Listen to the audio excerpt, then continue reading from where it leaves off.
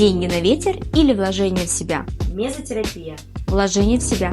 биоревитализация, Вложение в себя. плазмолифтинг, Вложение в себя. филлеры, Вложение в себя, если это касается некоторых зон. Губы, подбородок, носогубные морщины и кольца Венеры. химический пилинг, Вложение в себя. криолиполиз, Вложение в себя в зависимости от аппарата. мультиплазма, Деньги на ветер, но я бы заменила ее лазерными аппаратами. экзосомы, Вложение в себя.